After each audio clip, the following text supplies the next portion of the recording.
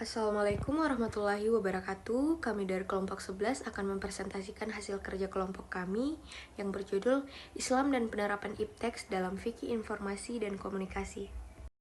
Berikut nama anggota kelompok 11. Sebelumnya perkenalkan, nama saya Nurul Rahmi, NIM 245. Perkenalkan, nama saya Mezaluna Anggun Ramasiki dengan NIM 249. Perkenalkan, nama saya Utari Muda Saputri dengan NIM 251. Assalamualaikum, perkenalkan saya Muhammad Renjat Abdul Syukur, NIM 269. Jadi apa sih fikih informasi dan komunikasi itu? Jadi fikih informasi dan komunikasi adalah dua hukum Islam atau fikih yang mengatur tata cara dan etika dalam menyampaikan, menerima, dan menyebarkan informasi serta berkomunikasi. Nah, dalam konteks ini tidak hanya mencakup hukum-hukum yang mengatur perilaku manusia dalam hal-hal ibadah, muamalah, atau hubungan sosial dan bisnis, tetapi juga meliputi bagaimana seseorang berinteraksi dengan informasi dan komunikasi di era digital ini. Dan selanjutnya ada prinsip-prinsip fikih informasi dan komunikasi. 1. Ada kejujuran dan kebenaran. Jadi menyampaikan informasi yang benar dan jujur itu adalah wajib. Penyebaran kebohongan dan informasi yang menyesatkan itu dilarang keras dalam Islam. Jadi informasi itu harus disebarkan pada fakta dan bukti yang sahih. Menyebarkan informasi palsu atau hoaks dapat merusak reputasi dan menimbulkan fitnah. Dan yang kedua ada tidak menyebarkan fitnah dan hoaks, menyimpan dan menyebarkan informasi yang amanah. Jika informasi itu bersifat pribadi, harus dijaga kerahasiaannya dan tidak menyebarkan tanpa izin. Jadi informasi itu harus diterima dari sumber yang benar-benar terpercaya. Dan selanjutnya yang ketiga ada privasi dan kerahasiaan. Privasi individu itu harus dihormati. Informasi pribadi tidak boleh disebarkan tanpa izin dari pemiliknya. Ini adalah bagian dari etika dalam Islam. Tidak boleh membicarakan keburukan orang lain di belakang, atau disebut dengan ghibah, ataupun mengadu domba, atau disebut dengan naminah.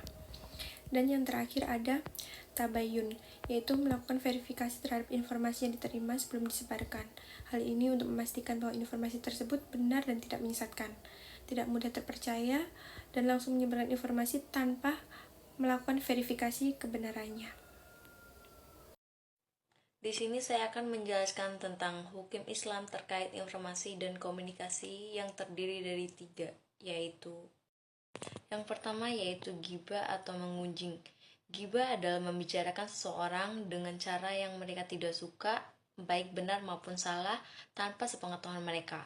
Hukum dari ghibah yaitu diharamkan dalam Islam karena dapat merusak kehormatan dan reputasi orang lain. Yang kedua ada namina atau adu domba. Definisi dari namina yaitu menyebarkan informasi atau rumor dengan tujuan memecah belah atau mengadu domba antara individu ataupun kelompok. Hukum dari namina diharamkan dalam Islam karena menyebabkan fitnah dan permusuhan. Dan yang terakhir ada tabayun atau klarifikasi. Definisi dari tabayun yaitu memverifikasi atau mengklarifikasi informasi sebelum mempercayai atau menyebarkan. Hukum dari tabayun adalah wajib untuk mencegah penyebaran informasi yang salah maupun yang menyesatkan. Tantangan teknologi informasi dan peluang positif teknologi. Peluang positif teknologi dalam fikih informasi dan komunikasi. Ada 4 aspek. Yang pertama, penyebaran ilmu. Teknologi memungkinkan akses mudah terhadap sumber-sumber informasi dan ilmu pengetahuan, membantu individu untuk belajar dan memahami prinsip-prinsip fikih dengan lebih baik. Kedua, komunikasi antar umat. Teknologi memfasilitasi komunikasi antar umat dan cendekiawan fikih di seluruh dunia, memungkinkan pertukaran ide dan pandangan yang memperkaya pemahaman fikih.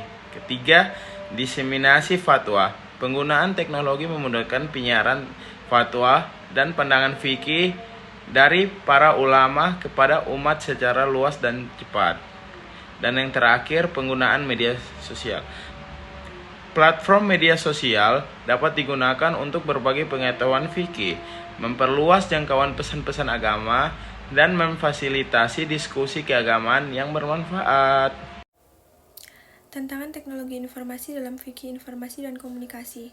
Yang pertama ada peretasan atau hacking, yaitu akses ilegal ke sistem komputer atau jaringan untuk mencuri, mengubah, dan merusak data. Dampaknya yaitu kehilangan data, kerugian finansial, pelanggaran privasi, dan kerusakan reputasi. Yang kedua ada cyberbullying, yaitu menggunakan teknologi digital untuk melecehkan, mengintimidasi, atau mempermalukan orang lain.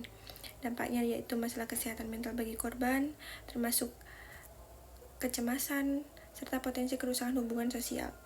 Yang ketiga ada penipuan online, yaitu penggunaan teknologi untuk menipu orang agar memberikan uang atau informasi pribadinya. Dampaknya yaitu kerugian finansial, kehilangan kepercayaan, dan risiko keamanan data. Yang keempat ada teknologi penggunaan berlebihan atau kompulsif, yaitu teknologi seperti media sosial, game online, dan perangkat digital lainnya. Yaitu dampaknya ada penurunan produktivitas, masalah kesehatan mental, dan juga kerusakan pada hubungan sosial. Nah, ini salah satu contoh kasus dalam fikih informasi dan komunikasi, yaitu menyebarkan berita hoaks.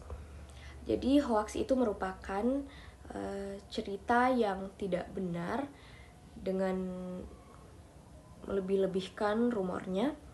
Nah, pelajaran yang diambil dari kasus ini, kasus hoaks yang melibatkan Ponpes Darul Islah ini menunjukkan betapa pentingnya kita memverifikasi berita sebelum kita menyebarkannya.